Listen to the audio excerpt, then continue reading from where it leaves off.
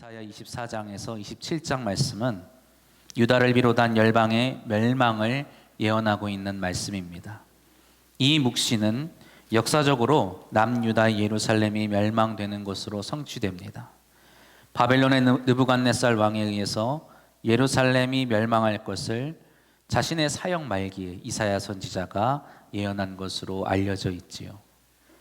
이 묵시를 통한 하나님은 예루살렘을 무너뜨리시고 당신이 직접 통치하시는 이스라엘의 왕으로 또 만왕의 왕으로 일어서게 되십니다.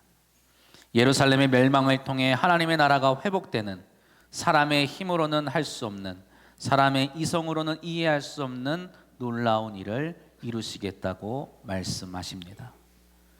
그러나 이 묵시는 종말론적으로 이해할 때에 장차 당신의 백성을 구속하실 하나님의 구속사적인 예언의 성취로 이해할 수도 있습니다. 하나님께서는 당신의 백성을 구속하시려고 친히 뭇 나라와 뭇 백성을 심판하십니다. 그리고 친히 왕좌에 오르시어 당신께 속한 백성에게 구원을 허락하시고 그들에게 영원한 생명을 베푸실 것입니다. 특별히 오늘 본문 말씀은 왕 되신 하나님께서 당신의 백성에게 잔치를 베푸시는 장면이 나옵니다. 구속하신 백성에게 은총을 베푸시는 하나님의 놀라운 사랑을 그려내고 있습니다. 하나님은 모든 불의와 부정한 것들을 심판하시고 멸하셨습니다. 그리고 죽음의 세력까지 이기셨습니다. 그리하여 불의와 부정 그리고 죽음의 세력 앞에서 종로로 하던 만민들을 구원하시고 핍박당하고 굶주린 그들에게 자신의 가장 귀한 것을 직접 주시어 그들을 배불리 먹이시고 또 죽음의 공포에서 건져주시는 평안을 허락하여 주십니다. 6절 말씀에 보면 기름진 것과 오래 저장된 포도주가 나옵니다. 하나님께서 백성에게 베풀어 주시는 이 기름진 것과 오래 저장된 포도주는 원래 하나님께 바쳐진 귀한 예물로 드려진 것이지요. 예로부터 제물인 짐승의 기름진 부위는 하나님께 예물로 바쳐지는 가장 귀한 부위였습니다. 그러나 이제 그것을 하나님께서 당신께 속한 그 귀한 것들을 자신의 백성을 먹이시는데 내어주시는 것입니다. 하나님께 속한 하나님의 것을 당신의 백성을 위해 기꺼이 내어주시는 사랑을 보여주시는 것이지요. 요한복음에는 주님께서 우리를 위하여 자신을 내어주시겠다고 말씀하십니다. 요한복음 6장 35절 말씀 우리 함께 봉독하겠습니다. 예수께서 이르시되 나는 생명의 떡이니 내게 오는 자는 결코 줄이지 아니할 터이요 나를 믿는 자는 영원히 목마르지 아니하리라. 아멘. 당신이 하나님의 기름진 것이요 귀한 포도주로서 하나님의 백성을 먹여 줄이지 아니하고 목마르지 아니하게 하실 잔치의 양식이 되실 것이라는 말씀입니다. 이 잔치의 상에서 하나님이 주시는 양식을 먹는 망님들은 그 얼굴을 가린 가리개와 그 몸을 가린 덮개를 벗어버리게 될 것이라고 하나님께서는 말씀하십니다. 이 가리개와 덮개는 사망을 상징하는 물건으로 볼 수가 있지요. 죽은 사람에게 덮어 씌우는 얼굴에 덮는 수건과 몸을 덮는 덮개를 말하는 것입니다. 이 수위를 상징하는 이것을 하나님께서 친히 벗겨내 주시어서 그들을 괴롭히고 왕노릇하는 사망의 권세를 그들의 삶 가운데서 영원히 제하여 버릴 것이라고 말씀하시는 것입니다. 그날이 이를 때에 하나님의 백성들은 하나님을 이렇게 찬양할 것입니다. 오늘 본문 9절 말씀 우리 다시 한번 봉독하겠습니다. 그날에 말하기를 이는 우리의 하나님이시라 우리가 그를 기다렸으니 그가 우리를 구원하시리로다. 이는 여호와시라 우리가 그를 기다렸으니 우리는 그의 구원을 기뻐하며 즐거워하리라. 아멘. 이 말씀은 신약에서 성취되었습니다. 훗날 예수 그리스도께서 예루살렘에 입성하실 때에 그곳에 있던 많은 사람들이 입성하시는 예수님을 맞이하면서 호산나 호산나 우리를 구원하소서라고 하며 외치고 기뻐하며 소리치며 주님을 반긴 것이 바로 이 말씀의 성취로 볼 수 있는 것이지요. 그러나 이윽고 얼마 가지 않아 주님은 예루살렘에서 십자가에 달려 죽으십니다. 마치 하나님께서 오늘 본문에서 만왕의 왕의 자리에 오르시기 전에 모든 이스라엘과 모든 열방의 심판의 환란을 주신 것처럼 예루살렘의 예수님도 십자가의 환란을 거치셔야만 했습니다. 이윽고 십자가에 달려 죽으신 예수 그리스도는 무덤에 들어가신 지 3일 만에 부활하시어 만왕의 왕이 되시고 모든 죄와 사망의 권세를 이기신 세상의 구원자로 선포되었음을 믿으시기를 바랍니다. 부활하신 예수 그리스도는 사망의 권세 아래 두려워하는 모든 자들에게 평강의 왕이 되셨습니다. 그리고 그들을 괴롭히는 사망의 권세를 영원히 멸하셨습니다. 그리고 친히 말씀하시기를 너희에게 평강이 있으라 말씀하셨습니다.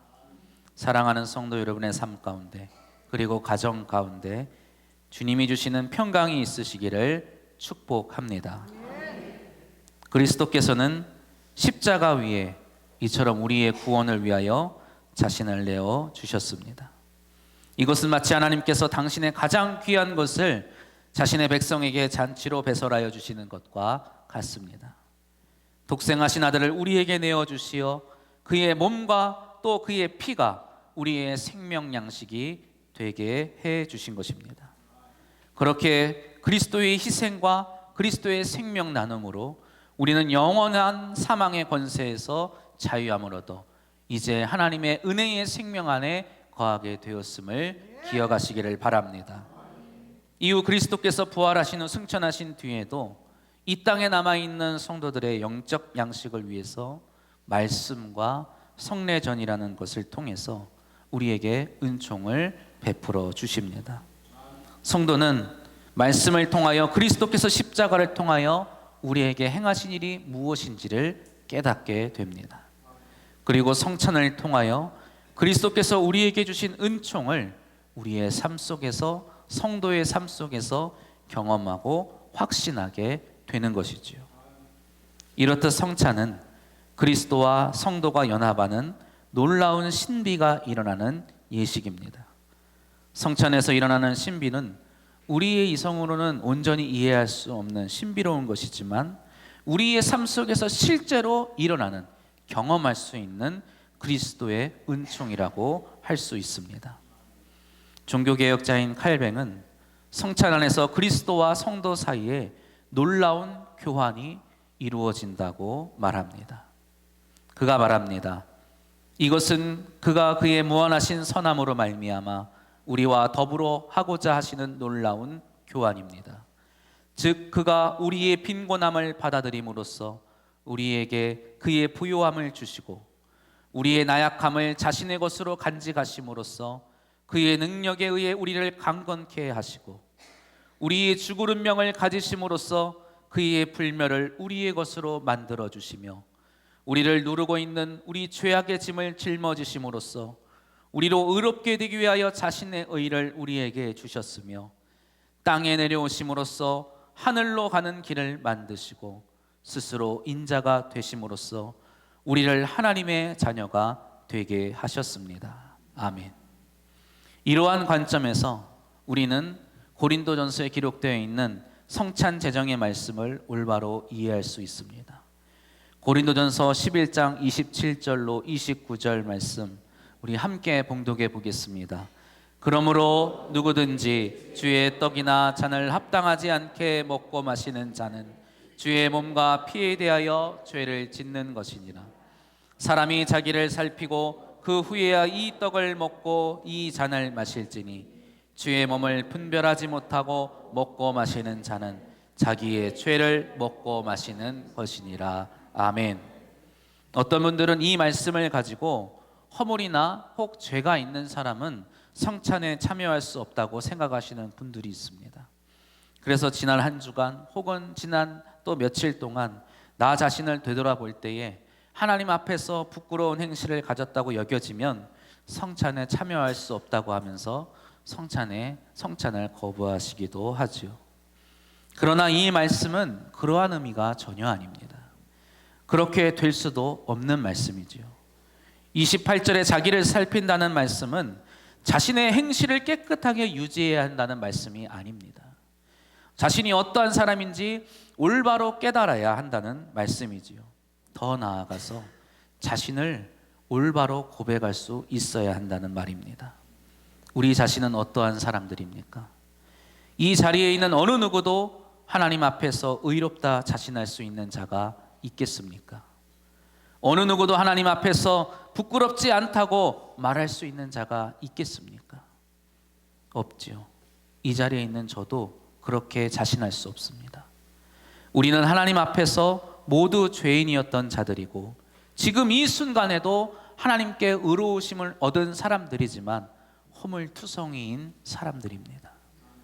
그러나 우리의 죄와 허물은 예수 그리스도로 말미암아 온전히 제하여졌으며 예수 그리스도의 의를 힘입어 깨끗하게 되었음을 믿으시기를 바랍니다. 에베소서 2장 1절에는 그는 허물과 죄로 죽었던 너희를 살리셨도다 라고 말씀하십니다. 우리는 그리스도의 십자가의 은총이 아니면 살 수 없는 자들입니다. 사람이 자기를 살피는 것은 무엇을 의미합니까? 이러한 나 자신을 고백하는 것입니다. 주께서 우리에게 주신 살과 피가 우리의 배를 채우기 위한 것이 아니라 우리의 의와 믿음을 채우기 위함임을 깨달으시기를 바랍니다. 주의 살과 주의 피가 능히 그렇게 하실 수 있음을 고백하시기를 바랍니다. 성찬을 통해 우리는 거룩하게 살고 우리 사이의 사랑을 실천할 수 있는 능력을 얻게 되는 것입니다. 성찬을 통하여 우리는 예수 그리스도와 하나 되고 머리 대신 그와 하나 됨으로 말미암아 그의 지체가 되는 것입니다. 그리스도께서 우리를 사랑하심과 같이 우리도 서로 사랑하게 되는 것이며 그리스도께서 하나님의 뜻을 이루심과 같이 우리도 우리의 삶 속에서 하나님의 뜻을 이루게 되는 줄 믿으시기를 바랍니다. 주님은 성찬에서 그의 몸을 우리에게 전해주셔서 우리와 온전히 하나가 되시고 우리는 그와 하나가 되는 것입니다. 주의 몸의 지체로서 우리가 서로 하나 되게 하십니다. 그렇게 우리는 성찬을 통해서 성도와 성도가 서로 하나가 되고 주님과 하나가 되는 신비로운 연합을 갖게 되는 것이지요. 이것이 우리의 삶 가운데 주시는 이 성찬을 통해 주시는 그리스도의 놀라운 은총의 신비입니다. 이 땅에 살면서 하늘에 계신 아버지의 보좌 우편에 계신 주님과 연합하여서 하늘의 위로와 소망과 기쁨을 누릴 수 있는 것입니다. 이 소망을 가진 우리 모두가 한 마음이 되어 이 땅에서 하나님의 나라를 이루며 살아갈 수 있게 되는 것입니다. 이 모든 것을 가능케 하는 것은 바로 주님께서 우리에게 주신 약속의 말씀입니다. 그리고 이 약속의 말씀이 오늘 이곳에 있는 이 빵과 이 포도주에 적용될 때에 비로소 이 성찬은 그리스도의 은총으로서 효력이 생기게 되는 것이지요. 따라서 성찬을 대할 때에 빵을 보며 빵을 생각하지 마시고 주의 말씀을 기억하시기를 바랍니다. 이것은 너희를 위하는 내 몸이라는 주의 말씀을 기억하시고 고백하시기를 바랍니다. 포도주를 보며 포도주를 생각하지 마시고 주님께서 나의 피로 세운 새 언약이라는 그 말씀을 기억하시고 고백하시기를 바랍니다. 잠시 후에 성찬을 나눌 때에 우리가 함께 이것을 고백하면서 나누도록 하겠습니다. 성찬 집례자와 봉사자가 이것은 주님의 몸입니다 라고 말할 때에 빵을 받으시면서 주님의 몸입니다 라고 고백하시면 됩니다. 또 잔을 받으면서 이것은 주님의 피입니다 라는 집례자의 말을 따라서 주님의 피입니다 라고 고백하시고 잔을 받으시면 되겠습니다. 이 약속의 말씀과 우리의 이 믿음의 고백이 어우러져 그리스도의 은총이 우리에게 온전히 임하게 되는 것을 기억하시고 부활의 능력, 부활의 은총을 온전히 누리시는 저와 여러분이 되시기를 주님의 이름으로 축복합니다. 오늘 우리 본문 말씀을 다시 한번 봉독하겠습니다. 이사야가 하였던 예언의 말씀이 이제 약속의 말씀이 되어 우리에게 주어졌습니다. 이 약속의 말씀으로 주어진 성찬을 통해 하나님께서 우리를 애워싼 사망의 권세를 영원히 제하실 것입니다. 우리의 눈물을 씻기실 것입니다. 우리의 수치를 제하여 주실 것입니다. 믿음으로 이 모든 것을 고백하는 자 함께 하나님의 말씀을 봉독하겠습니다. 이사야서 25장 6절로 9절까지의 말씀입니다. 만군의 여호와께서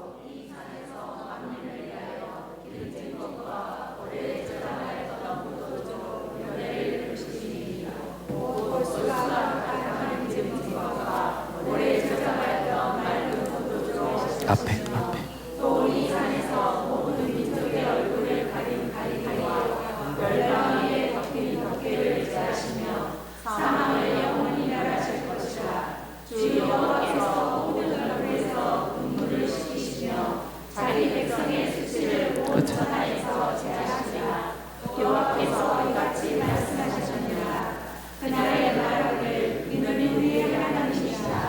우리가 그를 기다렸으니 그가